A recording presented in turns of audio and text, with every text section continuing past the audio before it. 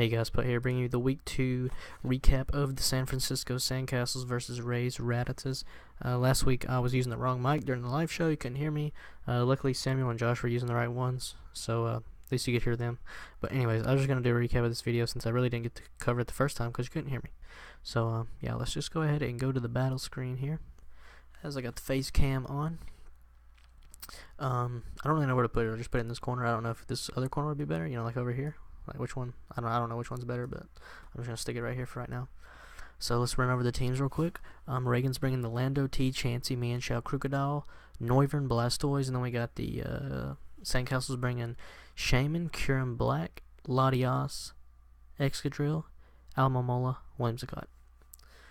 Alright, so both of these guys coming at 0-1, and whoever loses this game will be the only 0-2 team. And this is a really big win here in week number 2 to be 1-1 to put yourself in the middle of the standings with the other teams. So let's start it up. I got a little something special. Samuel requested this, so let's see how well I can do this. Wait, let me put the speed. Let me put the speed on normal. Play. All right, let's go.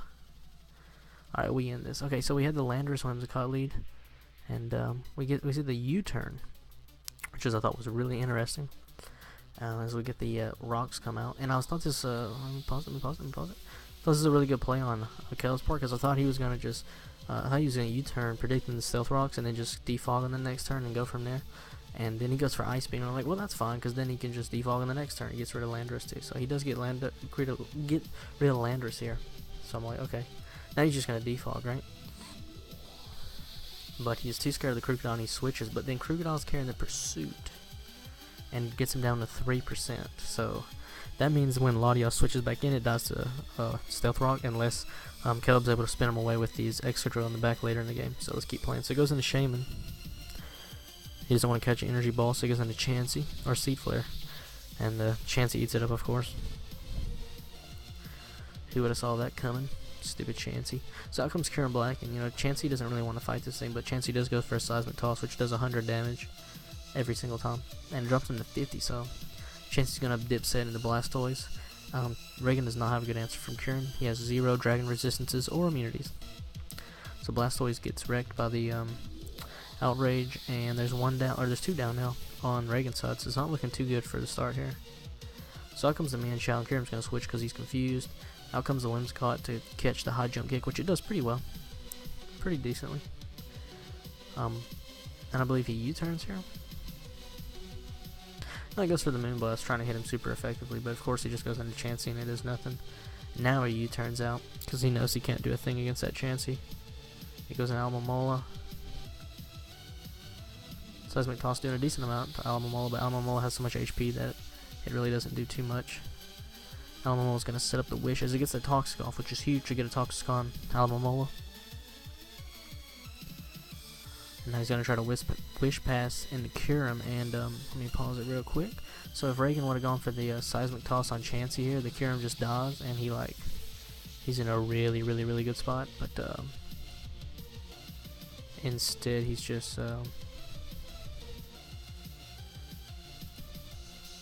sorry, I was doing something else.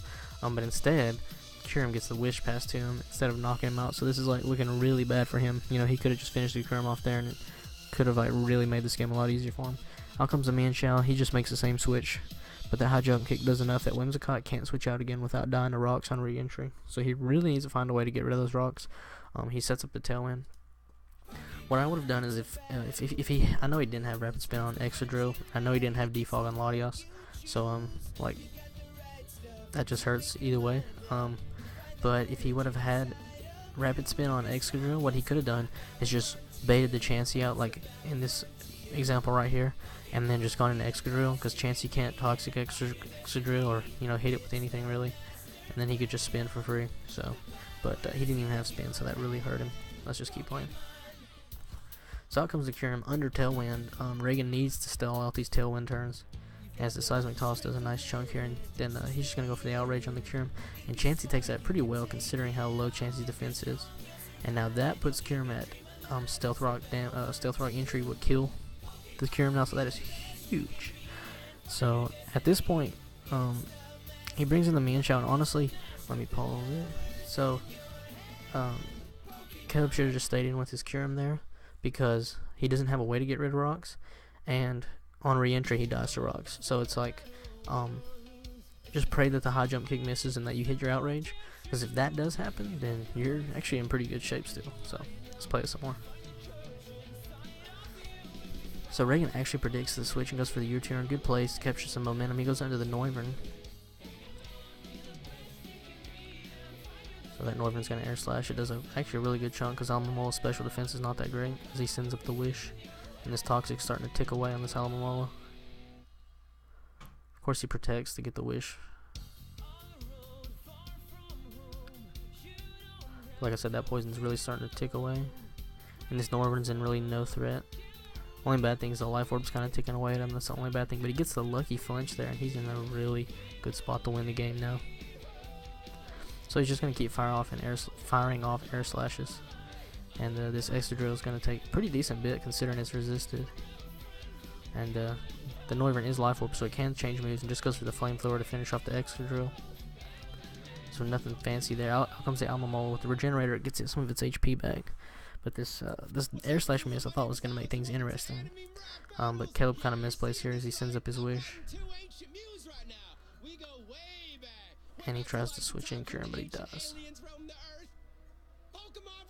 What is playing? Oh gosh.